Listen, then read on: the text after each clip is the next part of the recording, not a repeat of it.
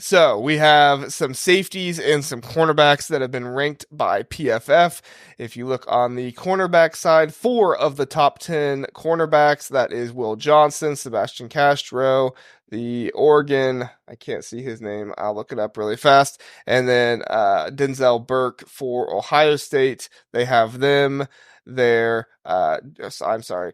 It's Jabbar Muhammad for Oregon. Yes. And then on the safety side, we have 6 of the top 10 there. It is Caleb Downs, Dylan Thieneman, the freshman last year for Purdue. That was very, very good. Kevin Winston Jr., Xavier, I don't know how to say his last name. Nwampa. Rod Moore, unfortunately, he is injured, so he will not be playing at least most of the year, probably not all of the year. And then Hunter Waller. So yes, there are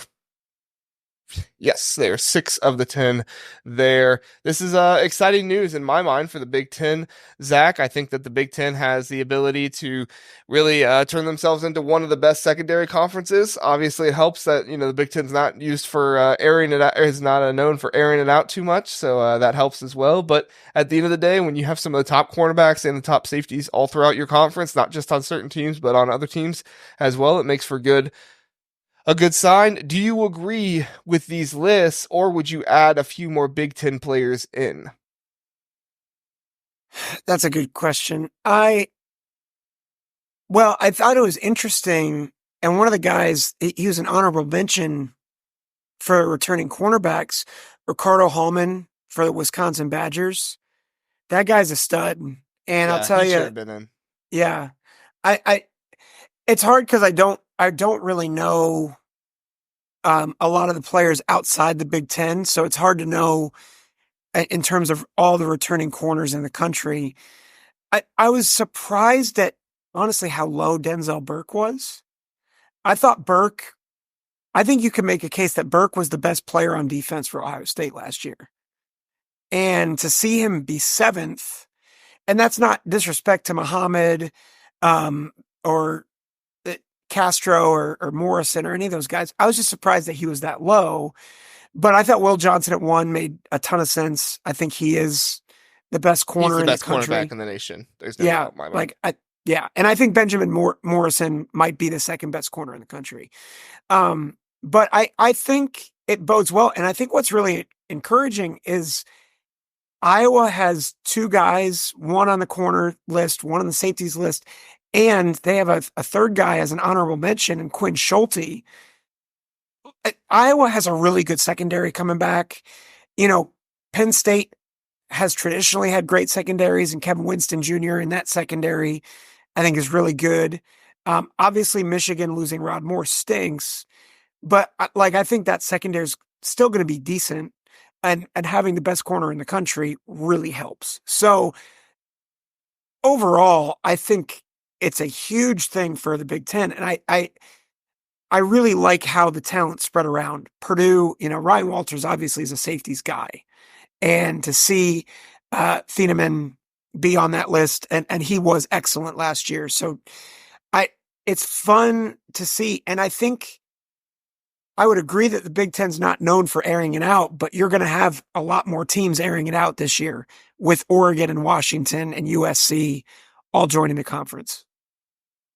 Yeah, for sure. And Drew Aller, he's only going to continue to develop, and so Penn State is going to do that. I think that Michigan is obviously going to, is going to continue on with their running ways, which I don't know why you wouldn't. It's worked out really well for you, and you have your 5-star running back coming back. So, I think that they're going to continue with that. But I could see other teams begin to air it out a little bit more too. I think Wisconsin has a good chance to air it out a little bit more. Phil Longo is in there, and I know that there's a lot of talk about he's not just an air raid guy, and he does run it technically more than he passes it, but he has Tyler Van Dyke this year. I think that they have better receivers than they have running backs this year, so that's going to be important for them. But overall, I'm just happy that you see a lot of diversity between the secondaries. It's not just all Michigan guys. It's not just all Ohio State guys or Oregon guys or anything like that. I mean, we have a Purdue player in there. We have a couple Iowa players in there. We have a Wisconsin player in there. I'm really, really happy with looking at the conference and saying that when we talk about the best secondaries in the nation, I do think think that we're going to be talking about in the top 10 at least 3 or 4, possibly 5 secondaries. I think Michigan is going to have one of the best secondaries in the nation. I think Ohio State's going to have one of the best. I think Iowa is going to have one of the best. I think Wisconsin, like you talked about with Ricardo Holman, I think he should have definitely been on this cornerbacks list. I think they're going to have one of the best. And then I think Oregon is going to have a sneaky one of the best as well. And if they're able to get it right, this is kind of a hot take. USC could be in the top 20 in terms of secondaries. Because I really like that defensive coordinator coming in. Deontay, yeah, Dan Lynn, I think he's going to do a fantastic job. And, whenever you get that defensive line shored up, which I think he's going to do that as his first priority, that really helps out your secondary on the back end as well. So I would not be surprised to see USC in the talks of possibly being top 10, but I think that they are going to definitely be at least top 20 and will be vying for that top 10 spot. So, but I don't think a lot of people are going to give them the credit because of what they were last year, but I think they're going to be better than people think. Yeah. It's interesting looking at these lists, and I think a big part of it is a lot of them went to the NFL. Not a lot of SEC players. You've got Keon Sabb, who ironically was a Michigan transfer. Right. At Alabama, you have Malachi Starks. But other than that, there's no SEC guys. And I feel like the SEC for years has been known as the receiver conference, the defensive back conference, like they were the athletic ones. And right. Certainly they were also known for having the most athletic defensive linemen.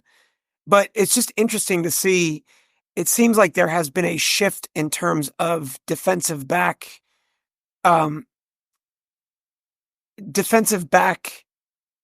development and athleticism in the Big Ten, which I think is really encouraging.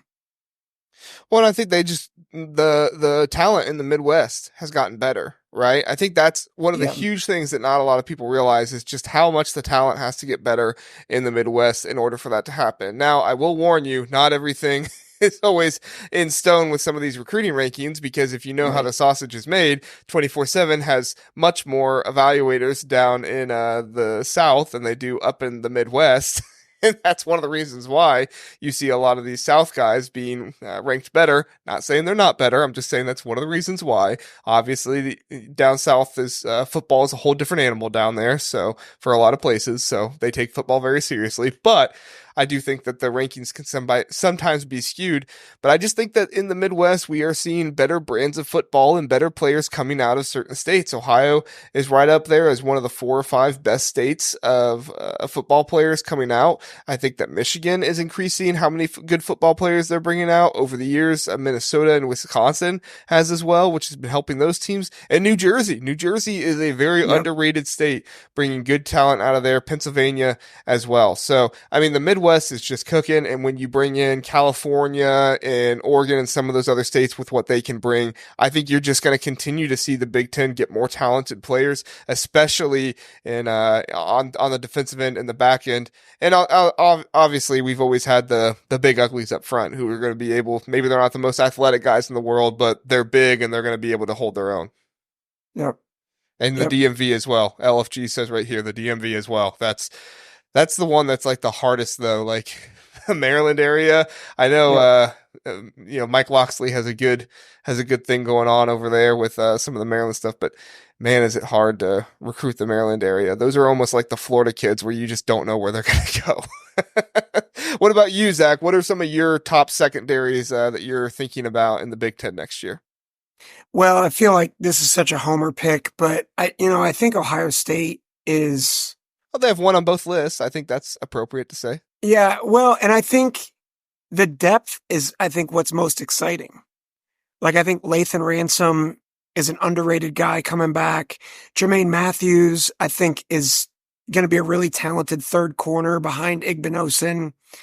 So I thought the secondary, it was weird last year because a lot of people thought Ohio State, there were scouts coming out saying, oh, their secondary is not that good. And I'm like, what are you guys watching? I thought that was the best unit on the field for Ohio State's defense last year.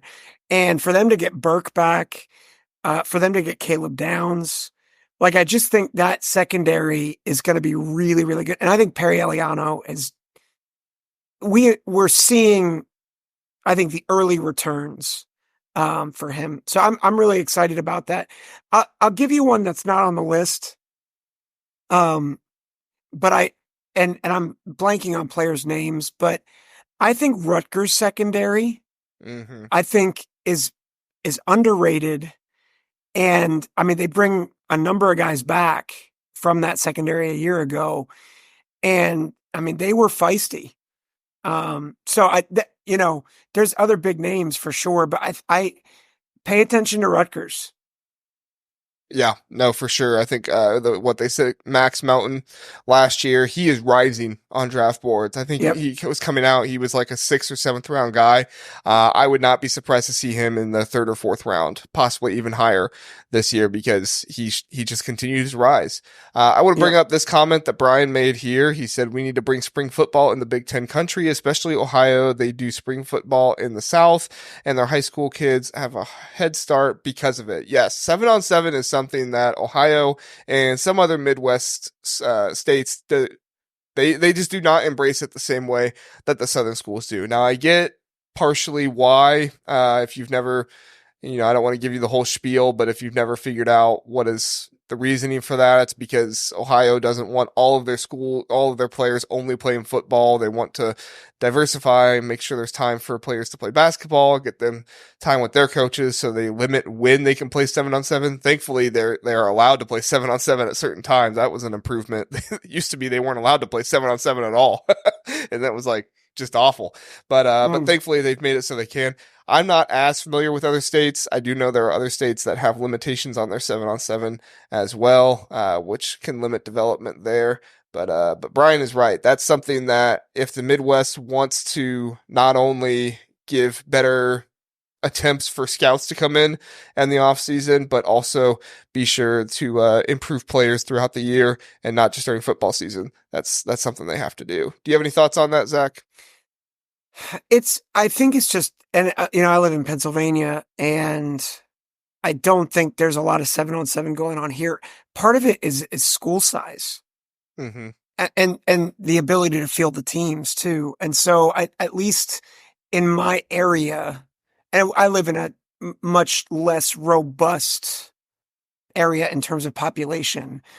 But I mean, you're talking about a lot of schools that maybe only have, anywhere from 100 to 500 kids.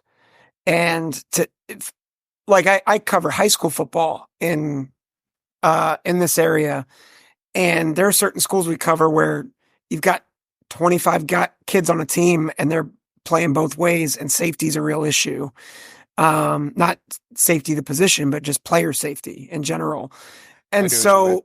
so, well, I was like, I know you probably know, but just to make sure that other people understand, this is me second guessing my communication. But I think that is probably a hindrance too, compared to like other more population rich places in the South. Um, Now I don't know about like Philly or Pittsburgh, but there's also other cold weather sports here that are going to take more of the bandwidth.